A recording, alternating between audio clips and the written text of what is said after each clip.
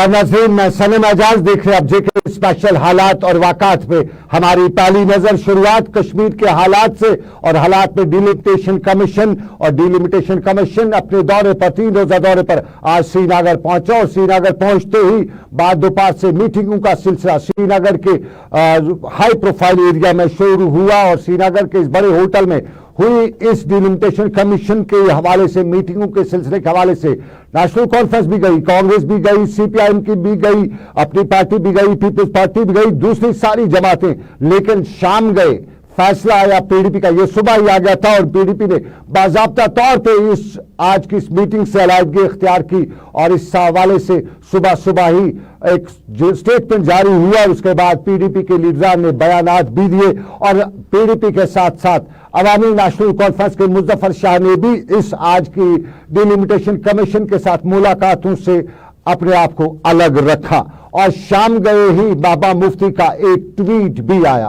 ये delimitation commission की meeting के हवाले से आपके टेलीविजन स्क्रीन पर हम ये ट्वीट बाबा मुफ्ती का दिखा रहे हैं। On the day PDP chooses not to meet delimitation commission, ED sends notice to her mother Miss Gulshan Nazir, wife of late मरहूम मुफ्ती मोहम्मद सईद। और गुलशन नजीर को ये ED का ट्वीट और ED का नोटिस और गुलशन बेगम जो मरहूम मुफ्ती मोहम्मद सईद की अहलिया है उन्हें बताया गया कि वो 14 जुलाई को अपने श्रीनगर में ED के दफ्तर पर हाजिरी दी। इससे पहले आपके टेलीविजन स्क्रीन पर आज का PDP का वो बयान जिसमें उन्होंने इससे अलहदगी इख्तियार करने का कहा। मैं इस वक्त इस ट्वीट के साथ साथ इस ट्वीट पर बातचीत तो जारी रहेगी, लेकिन इसके साथ साथ मेरे साथ नजम साकिब रहेंगे, PDP के नौजवान लीडर नजम साकिब से भी हम बराह इस वक्त मिलने की कोशिश करेंगे। और ये ट्वीट आपके टेलीविजन स्क्रीन पर एजेंसीज लाइक NIA ED का उन्होंने हवाला देते हुए बताया है कि ये वो इन्होंने नोटिस भेजा है। महबूबा मुफ्ती का ये ट्वीट है और ये दोनों ऑर्डर महबूबा मुफ्ती ने अपने ट्वीट के साथ मुंसलिक करते हुए बताया है कि जहां एक तरफ उन्होंने आज की डिलिमिटेशन कमीशन से अलहदगी इख्तियार करने का ऐलान किया तो इससे फौरन बाद ED का उन्हें नोटिस भी आता है और ED के नोटिस में 14 जुलाई की तारीख लिखी गई है जिसमें उन्हें श्रीनगर में ED के दफ्तर पर मरहूम मुफ्ती मोहम्मद सईद की अहलिया यानी महबूबा मुफ्ती की वालिदा को बुलाया गया है। नजम साकिब से हम राब्ता कायम करने की कोशिश करें। PDP के तर्जुमान नौजवान लीडर नजम साकिब, बहुत बहुत शुक्रिया हमारे साथ जुड़ने के लिए। सबसे पहले आपसे जानना चाहेंगे PDP ने आज अलहदगी इख्तियार की, आखिरी लम्हात पर क्या वजूहात रही डिलिमिटेशन कमीशन से दूर रहने की? देखिए, सबसे पहले तो चार्टर ही डिफाइन नहीं था इनका। क्या हम एडवाइजरी रोल में वहां जा रहे थे? क्या हम कंसल्टेटिव प्रोसेस में वहां पे जा रहे थे? अच्छा, इनका एजेंडा क्या था? पैरामीटर्स ऑफ डिलिमिटेशन क्या है? जम्मू में अगर सीटें बढ़ेंगी किस हिसाब से बढ़ेंगी? कश्मीर अगर सीटें घटेंगी किस हिसाब से बढ़ेंगी? पॉपुलेशन अगर 2011 का सेंसस ले लेंगे तो वहां तो कश्मीर में तो 12 लाख पॉपुलेशन जम्मू से ज्यादा है। और अगर पूरे मुल्क में 2026 तक डिलिमिटेशन नहीं है तो ऐसी क्या मजबूरी आन पड़ी कि आज डिलिमिटेशन यहां पे डेमोक्रेटिक प्रोसेस को रेस्टोर करने से पहले ये शर्त शराइत रखे जा रहे हैं कि आप डिलिमिटेशन करो। हमने पहले से लगा और बार बार ये कहा कि इनकी जो नीयत में खोट है। आज जो हमें बिल्कुल यकीनन पूरे मुल्क के और कश्मीर के लोगों को भी यह साबित हो गया, जो आज एनफोर्समेंट डायरेक्टरेट की नोटिस जो इन्होंने भेजी है, जो एक होम मिनिस्टर ऑफ इंडिया जिस पद पे आज अमित शाह साहब बैठे हैं, शायद वो भूल गए हैं कि उनसे पहले भी लोग उस पे बैठे थे। मुफ्ती मोहम्मद सईद साहब इस मुल्क के होम मिनिस्टर थे, गृह मंत्री थे। उनकी अहलिया को आज उन्होंने वो घसीट रहे हैं दफ्तरों में। क्या पावर का नशा वो भूल गए हैं कि उनसे पहले भी उन कुर्सियों पे कोई विराजमान थे? अकेली औरत को आज उन्होंने दफ्तर पे घसीट रहे हैं वो, और सियासी विंडिक्टिवनेस दिखा रहे हैं। नजम साकिब, आप इस ED की इस नोटिस को से पहले भी महबूबा मुफ्ती के खिलाफ ED का नोटिस आ चुका है। गुलशन अख्तर जो मरहूम मुफ्ती मोहम्मद साहिब की अहलिया है उनको भी इससे पहले, तो आज का ये नोटिस आप ED के साथ कैसे लिंक कर रहे हैं, क्यों लिंक कर रहे हैं? ये तो बिल्कुल अय्यां है, बिल्कुल क्लियर है। मतलब ये तो बवांगे दोहल ये लोग कह रहे हैं कि हम जो कह रहे हैं गुंडागर्दी का जो राज हम चला रहे हैं, अगर आप हमारे साथ हमारी बातें सुनोगे तो ठीक है, नहीं सुनोगे जी तो हमको आपको आर्म ट्विस्ट कर देंगे, हम आपके ऊपर जो है एनफोर्समेंट डायरेक्टरेट। ये तो इनकी मुझे शर्म आती है कि इतनी बड़ी इन्वेस्टिगेटिंग एजेंसी को किस चीजों के लिए आज इस्तेमाल कर रहे हैं ये लोग। ये दूसरी तरफ बोल रहे हैं जी डेमोक्रेटिक प्रोसेस रिस्टोर करेंगे। एक औरत को जो 70 साल औरत है उसको दफ्तर को घसीट में, ये डेमोक्रेटिक प्रोसेस कौन सी रिस्टोर हो रही है? हम डेमोक्रेटिक प्रोसेस की बात करें, लेकिन मैं जरूर जानना चाहूंगा लेकिन मजबूरी क्या पड़ी थी? देखिए नेशनल कॉन्फ्रेंस भी आज ये जो है लिमिटेशन कमीशन है उनसे मिलने जा रहा था। अगरचे नेशनल कॉन्फ्रेंस ने पहले कमीशन में मेंबर बनने से इनकार किया था, लेकिन आज वो खुद जा ही रहे हैं। दूसरी पार्टी जा रही है, पीडीपी क्यों अलग रही? कहीं पीडीपी इस सारे प्रोसेस से एक तरफा तो नहीं हो रही है? बिल्कुल नहीं। देखिए हमारा स्टैंड जो है बिल्कुल क्लियर होना चाहिए। या तो हम 370 जो रीऑर्गेनाइजेशन बिल अगस्त 5 को पास हुई, या तो हम उसको एक्सेप्ट करेंगे या तो नहीं करेंगे। देखिए हम दो नाव में सैर नहीं सकते। 5 अगस्त 2019 के फैसले के हवाले से आपकी आवाज मुझे कम हो रही है, मैं आपसे दोबारा जानना चाहूंगा। 5 अगस्त के फैसले पर आज खुद पीडीपी के बड़े लीडर ने भी बताया कि 5 अगस्त का फैसला नहीं मानते। इससे पहले भी उन्होंने बताया था, महबूबा मुफ्ती ने भी बताया था, और आज तो बाकायदा तौर पर पिछले 24 घंटों में पीडीपी के कई सीनियर लीडर ने बताया कि 5 अगस्त का फैसला नहीं मानते। लेकिन माना आज आपने इंतखाबात से इस प्रोसेस से अलहदगी, डिलिमिटेशन से अलहदगी इख्तियार की, तो कल क्या इंतखाबात से भी अलहदगी इख्तियार होगी? That is putting the cart before the horse. देखिए इलेक्शंस तो तब है ना जब इनकी नीयत साफ होगी।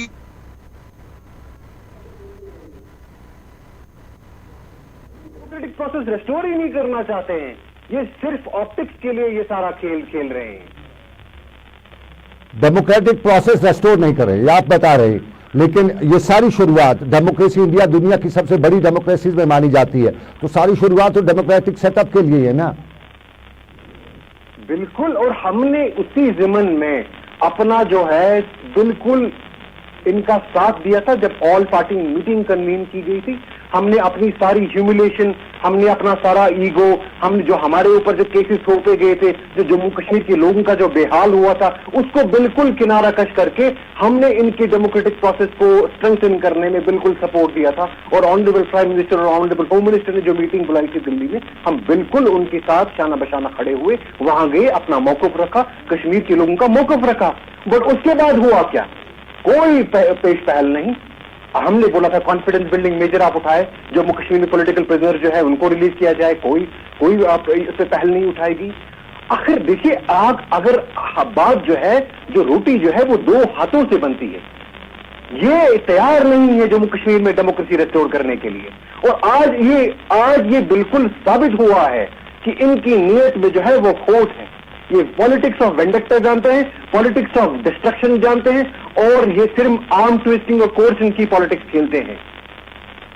नजमी साकिब, बहुत शुक्रिया नजमी साकिब, हमारे साथ जुड़ने के लिए। बातें लंबी करनी थी, लेकिन साफ जाहिर है नेटवर्क का परेशानी, और इस परेशानी की वजह से हमारी पूरी बात नहीं हो सकी। लेकिन जिस तरह नजमी साकिब पीडीपी के नौजवान लीडर ने बता दिया कि आज का ट्वीट और आज की मीटिंग में न जाना दोनों मिले हुए हैं, कहीं न कहीं फोर्स किया जा रहा है। और ये फोर्स करने की बातें शहर में महबूबा मुफ्ती के ट्वीट के साथ ही गश्त करने लगी थी, और दिल्ली पे कथनी और करनी में दिल्ली की जो है उस पर बहुत से लोग शक शुबात का इजहार करे थे। नजम साकिब ने भी किया। और इससे पहले आपको बताते चले, पीडीपी ने आज की निशस्त में, आज की जो मीटिंग होनी थी डिलिमिटेशन कमीशन के साथ, उसके हवाले से कल शाम को ही बता दिया था कि नहीं जाएंगे। तो उससे पहले एक जराया ने बताया था कि कहीं बातचीत भी चल रही है, लेकिन बाद में मालूम हुआ कि पीडीपी ने पूरी तरह से दूरी इख्तियार करते हुए बताया कि 5 अगस्त का जो फैसला है रीऑर्गेनाइजेशन का जम्मू कश्मीर का, वो फैसला गैर कानूनी है पीडीपी के मुताबिक। तो गैर कानूनी तौर पे जो इस वक्त डिलिमिटेशन कमीशन का मामला है, ये सुप्रीम कोर्ट में चल रहा है, इसलिए वहां जाना तौहीन अदालत होगी, वहां जा नहीं सकते। और इसके साथ साथ मुजफ्फर शाह ने भी अलहदगी इख्तियार की। मुजफ्फर शाह ने भी इसी तरह के लगभग अल्फाज का इस्तेमाल किया, और नेशनल कॉन्फ्रेंस के वफूद आज वहां पे गए। नेशनल कॉन्फ्रेंस के वफूद में के साथ साथ अवामी जो अपनी पार्टी है उनके लीडरान भी वहां गए, सीपीआईएम भी गया, और उसके साथ दूसरी जमातें जो है उन सब ने वहां पे गया। अमजद खान मेरे साथी हैं, हम उससे जुड़ना चाहेंगे, उससे राब्ता कायम करने की कोशिश करेंगे, देखते हैं वो हमारे साथ राब्ते। हम अमजद से राब्ता करने की कोशिश करेंगे, देखेंगे कि वो हमारे साथ इस वक्त मिल पाते हैं तो हम उनसे जानेंगे क्या कुछ रहा वहां पे। क्या अमजद हमारे साथ मिल चुके हैं? मेरे कंट्रोल रूम से अगर राब्ता हो रहा है तो हम अमजद से राब्ता कायम करेंगे और देखेंगे कि क्या है सिचुएशन वहां पे। अमजद से हमारे राब्ता कायम करने की कोशिश की जा रही है। अमजद से राब्ता हो चुका है और अमजद से हम जुड़ेंगे बराह रास्त। क्या कुछ रहा श्रीनगर में आज की मीटिंग में? अमजद, आप तक मेरी आवाज आ रही है तो बताइए क्या रही सिचुएशन अभी तक? श्रीनगर के अंदर लगातार 12 बजे से चल रही डिलिमिटेशन कमीशन की मीटिंग में कई तरह के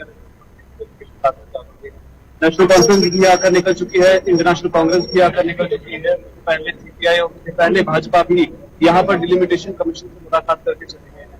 लेकिन ओवरऑल अगर हम सिचुएशन अभी तक की बताएं, कुछ पार्टी अभी अंदर मौजूद है जिसमें 2 बड़े दल हैं, कॉन्फ्रेंस और अपनी पार्टी यहाँ पर अंदर मौजूद है, अभी तो डेलीगेशन से मुलाकात कर रहे हैं।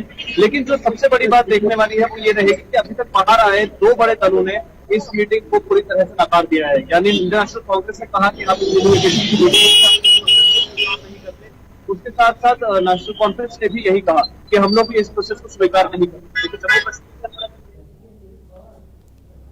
नारा दिया जाता है हिंदुस्तान के अंदर पूरे, तो क्यों जम्मू कश्मीर के अंदर 2026 से पहले डिलिमिटेशन हो रही है और क्यों जम्मू कश्मीर को 2026 से पूरे हिंदुस्तान के साथ डिलिमिटेशन कमीशन में नहीं जोड़ा गया?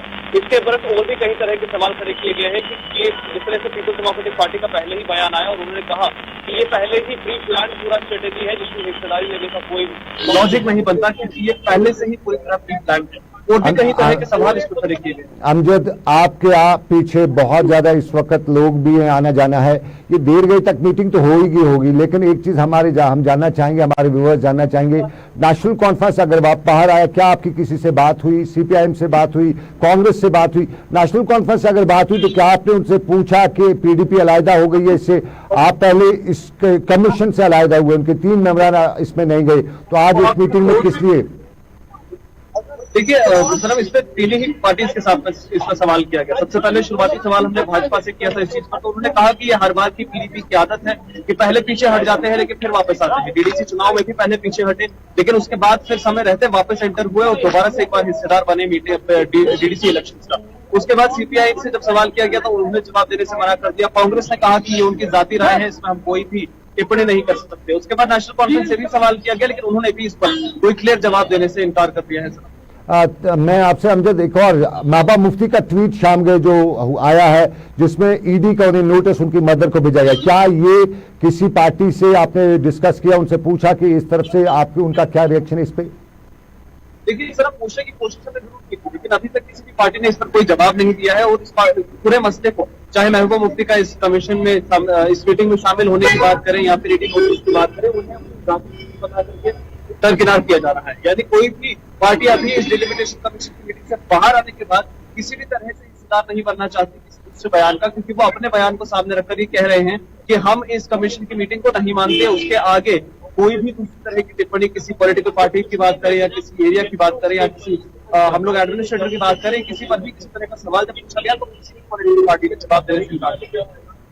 अमजद, कांग्रेस एनसी से आपने ये पूछा कि वो अंदर गए तो क्या उन्होंने डिस्कस किया? अगर एक तरफ वो कहते हैं कि हम इससे साथ दूरी इख्तियार किए हैं, दूसरी तरफ वो अंदर गए मीटिंग की, तो क्या उन्होंने वहां पे डिस्कस किया? क्या ये पूछा आपने, किसी ने पूछा वहां पे उनसे? देखिए जीएम मीर जो कांग्रेस के प्रदेश अध्यक्ष हैं उनसे बात हुई, उनसे हमने सवाल पूछा कि आपने अपनी तरफ से क्या सामने सजेशन रखे हैं, तो उन्होंने कहा कि हमने किसी तरह का सुझाव नहीं दिया। हमने ये बड़ा सवाल सामने रखा है, 2 सवाल पूछे गए हैं, नेशनल कॉन्फ्रेंस ने भी पूछा, जो कांग्रेस ने भी पूछा। वो ये था कि अगर पूरे देश के अंदर 2026 में डिलिमिटेशन होनी है तो जम्मू कश्मीर पे इतनी जल्दी क्यों की जा रही है? उसके साथ साथ और भी अन्य चीजों पर बात हुई, लेकिन सबसे जो अहम देखने वाली बात है वो ये रहेगी जो इस मीटिंग के अंदर सबने एक बात करी है, जो सबने एक बात सामने रखी है, वो ये है कि जो पिछले 1.5 साल में यहाँ पर इस आयोग ने पूरी तरह से अपना खाका बनाया है, क्योंकि लगातार 1.5 साल हो चुके हैं, अब ऑलमोस्ट 1 साल 6 महीने हो गए हैं कि डिलिमिटेशन कमीशन जम्मू कश्मीर में काम कर रहा है। सबने मांग की है कि पहले आप अपनी रिपोर्ट सामने रखें कि आपने पिछले 1 साल में किस तरह का रिसर्च किया है, किस तरह की रिपोर्ट तैयार की है, उसके बाद ही हम लोग किसी तरह का उसको ऑब्जेक्शन करेंगे या एक्सेप्टेंस उसके सामने रखेंगे। जब तक हमारे पास किसी तरह की कोई रिपोर्ट सामने नहीं आती आपकी कमीशन की तरफ से, तब तक हम कोई टिप्पणी नहीं करेंगे, ये जीएम मीर ने कहा।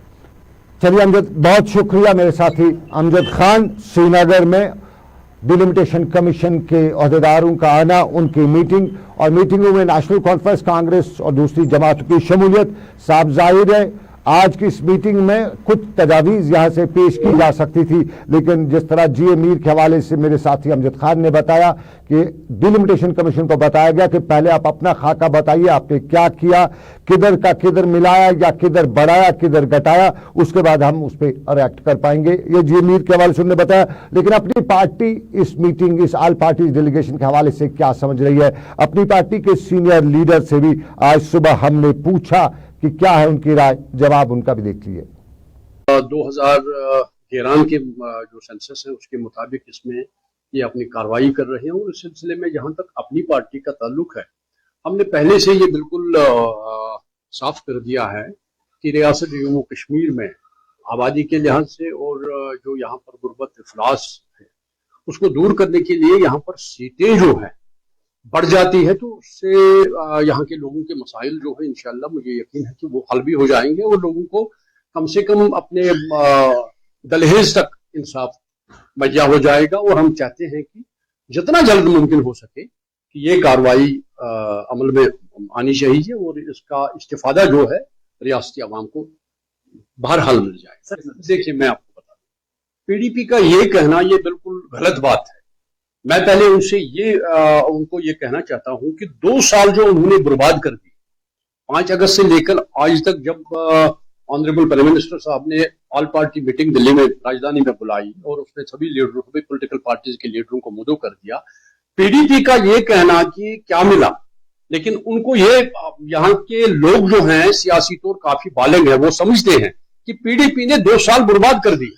2 साल के बाद आज वो फिर वहीं पर पहुंचे कि मतलब आज स्टेटहुड की बात होती है। आपको पता है कि अपनी पार्टी के सरबराह जो हैं जनाब बुखारी साहब, उनके ये पार्टी, अपनी पार्टी का कयाम इसीलिए अमल में लाया गया कि यहाँ के लोगों के मुश्किलात थे, उन मुश्किलात को दूर करने के लिए। और जहां तक स्टेटहुड का ताल्लुक है, चलिए ये एक पहलू, अब दूसरे पहलू पर चलते हैं, तामीर और तरक्की का नया पहलू। और इस नए पहलू में गॉफ कभी बड़े लोगों का खेल हुआ करता था, लेकिन अब सरकार ने इस गॉफ को आम लोगों तक पहुंचाने की भी शुरुआत कर रखी है। और श्रीनगर में आज रियासत के लेफ्टिनेंट गवर्नर मनोज सिन्हा ने गॉफ की शुरुआत आम लोगों के लिए करते हुए श्रीनगर में गॉफ एकेडमी का इफ्ताह भी किया। रियासत के चीफ सेक्रेटरी समेत रियासत के एडवाइजर के वजीर और उसके साथ साथ टूरिज्म के कमिश्नर सेक्रेटरी सब आज इस मौके पर मौजूद थे। और गॉफ के हवाले से ये भी बताया गया, मनोज सिन्हा ने अपनी तकरीर में बताया कि गॉफ कल तक बड़े बुजुर्गों का, बड़ों का,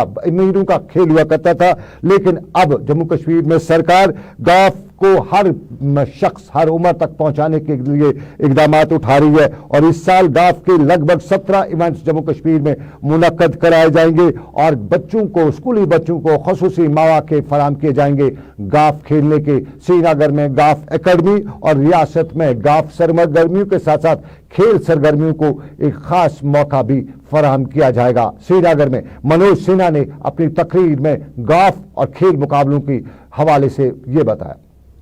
उचित संसाधन और सही प्रशिक्षण से हम जम्मू कश्मीर में भी जीव मिल्खा सिंह, अर्जुन अटवाल, शिवशंकर चौरसिया, अदिति, अशोक, स्मृति और शर्मिला जैसे चैंपियन तैयार कर सकते हैं। नौजवान साथियों तथा मित्रों, जम्मू कश्मीर में स्पोर्ट्स की सभी विधाओं में एरिस्टोक्रेटिक दायरे से बाहर निकालने और गांव-गांव तक पहुंचाने का काम प्रारंभ किया स्पोर्ट्स काउंसिल ने और हमारे यूथ और स्पोर्ट्स डिपार्टमेंट ने। मैं उनका आभार व्यक्त करना चाहता हूं और मुझे लगता है कि अब गोल्फ भी एरिस्टोक्रेटिक खेल जो लोग मानते हैं, जम्मू कश्मीर का प्रशासन, हमारा टूरिज्म और स्पोर्ट्स डिपार्टमेंट ये कोशिश करेगा कि इसे भी सामान्य आदमी के लिए, सरकारी स्कूल के बच्चे बच्चियों के लिए, वे बच्चे जो इसे अफोर्ड नहीं कर सकते हैं, उनको भी अवसर मिले, ये सबसे बड़ी। चलिए, रियासत के लेफ्टिनेंट गवर्नर का गॉफ एकेडमी कश्मीर में स्पोर्ट्स एकेडमी और स्पोर्ट्स एकेडमी के साथ साथ एलजी मनोज सिन्हा ने बताया कि कल तक जो बड़े लोगों तक ही खेल हुआ करता था अब हर घर तक पहुंचाया जाएगा और सरकारी स्कूलों के बच्चों को खास तौर पे इस पे तरजीह दी जाएगी। लेकिन हम दूसरे पहलू पे अब चलते हैं। ये पहलू वो है जो बहुत कम दुनिया में देखा जाता है। यूं तो शिया और सुन्नी एक ही हैं, रब एक मानने वाले, एक कलमा, एक नबी पाक सल्लल्लाहु अलैहि वसल्लम, लेकिन फिर भी कई दूरियां थी, कई डिफरेंसेस थी, और इन डिफरेंसेस को कुछ लोग कहते थे कि कुछ एक दूसरे के उलमा ने पैदा किया है, कुछ लोग कहते थे सियासतदानों ने पैदा, लेकिन हमारे यहाँ इन दूरियों को कम करने की कोशिशें भी की जाती हैं। और ऐसी एक दूरी आज भी देखने को मिली, और ये दूरी श्रीनगर के पांथा चौक के इलाके में एक मस्जिद की तामीर के साथ, नूरुल मुबीन मस्जिद की तामीर संग बुनियाद रखने के साथ हुई।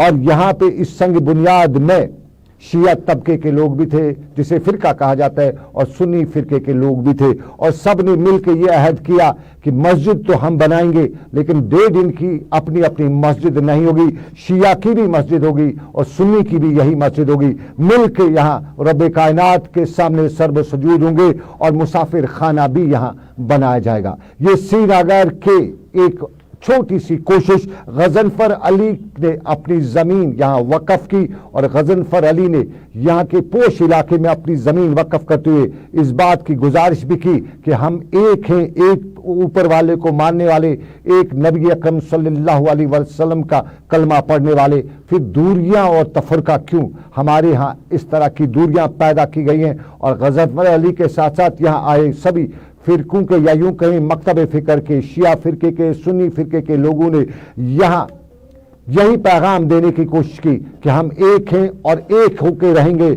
हम आपस में सुन्नी और शिया के नाम पे लड़ते रहेंगे, लेकिन दूसरों के लिए हम मुसलमान हैं। वो न सुन्नी देखता है जब अमेरिका बमबारी करता है, तो न सुन्नी देखता है न शिया देखता है। जब यहूदी मुसलमानों को काटते हैं तो ये नहीं देखा जाता कि शिया कौन है, सुन्नी कौन है, और हम आपस में शिया और सुन्नी के नाम पे लड़ते हैं। और इस मस्जिद की शुरुआत करते हुए बताया गया कि यहाँ से ये पैगाम दुनिया को जाना चाहिए कि शिया और सुन्नी एक हैं, एक ही मस्जिद में, एक ही सफ में हम दोनों बैठेंगे, महमूद व अयाज बन के बैठेंगे। और यह आज की इस मस्जिद की संग बुनियाद रखते हुए बताया गया कि हम सब एक हैं, सबको एक रहना पड़ेगा। बात को मद्देनजर रखते हुए वक्फशुदा जमीन पर दर्ज झेल प्रोजेक्ट तामीर किया जाएगा। अलिफ, मस्जिद शरीफ बनामे मस्जिद नूरुल मुबीन जो फिरकेन शिया व सुन्नी के लिए वक्फ होगी। बे मुसाफिर खाना मस्जिद के बगल में। जीम, अजा खाना दूसरी मंजिल में। इस दूसरी मंजिल से सोचन मस्जिद दूसरी मंजिल के सोचियत मुसाफिर खाना का दूसरी मंजिल मस्जिद थे बिल्कुल अलग थे। लिहाजा मैं गजनफर अली वल्द अली मोहम्मद साकिन पांद्रेटन तुलबाग में खरीदी हुई जमीन से 7 मरला मज़कूरा उमूर के लिए तमाम शाहिदान के सामने वाकिफ, मौकूफ और मौकूफ अलैहिम के तमाम शरई शराइत के साथ वाकफ कर रहा हूँ। और चलिए अब हम गुलजारपोरा की बात करते हैं। गुलजारपोरा पुलवामा का इलाका है, और गुलजारपोरा में नाम तो गुलजारपोरा है, लेकिन गुलजार वाली यहाँ कोई कहानी नहीं है। और गुलजारपोरा के साथ साथ यहाँ दूसरे इलाकों की भी सूरत यही है। सड़कों की खस्ताहाली दूर से बयान होती है, पानी के नल तो बिछे हुए हैं, पानी नहीं है, अगर कहीं पानी है तो रास्ता है, और सिंचाई से लेके पीने के पानी की इलाके में किल्लत है। गुलजारपोरा के मुकामी लोग बार बार ये सवाल उठाते हैं। खवातीन गड़े लेके पानी, पीने का पानी लेके आती जाती रहती हैं, लेकिन पानी कोसों दूर से लाना पड़ता है। सरकार की तरफ से यहाँ अस्पताल भी बनाया गया है, लेकिन प्राइमरी हेल्थ सेंटर होने के बावजूद यहाँ डॉक्टर नहीं है, मेडिकल तिब्बी अमले की कमी है। और गुलजारपोरा श्रीनगर से माफ कीजिएगा, पुलवामा की मेन बाजार से लगभग 10 किलोमीटर की दूरी पे है। और यहाँ हर तरफ इमारतें तो अजीम हैं, लेकिन उन अजीम इमारतों में बताया जाता है कि खंडर ही बता रहे हैं इमारत अजीम थी। यहाँ हर तरफ लोगों के मुताबिक वो सब कुछ नहीं है जो एक गांव में होना चाहिए। सरकार को जो कुछ करना चाहिए वो यहाँ पे नहीं है, और मुकामी लोग बार बार बताते हैं कि हमने अपीलें की थी, हुकाम तक बातें पहुंचाई थी, इलाके के मसाइल पहुंचाए थे, लेकिन उन पर कोई तवज्जो नहीं दी गई।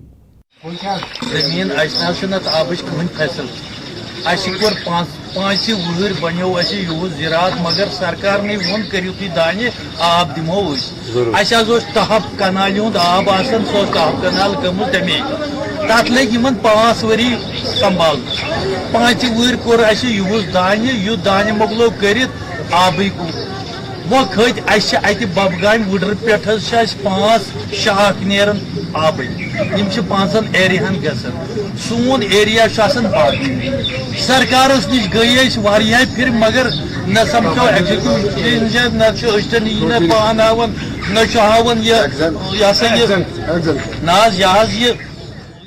इस वक्त गुलजारपुरा पुलवामा में है, जो बिल्कुल डिस्ट्रिक्ट हेडक्वार्टर से 10 से 12 किलोमीटर दूरी पे है, जहां पे बहुत सारी चीजों का दिक्कतों का सामना करना पड़ रहा है इस टाइम पे लोगों को। जैसे खास तौर पे लोगों को पीने के लिए पानी नहीं है, जिसमें लोगों की डिमांड ये है कि हमने तो फसल उगाया है, लेकिन वहां पे जो फसल उगाया है उसमें बिल्कुल भी पानी नहीं है, और खास तौर पे पीने का पानी बिल्कुल भी नहीं है।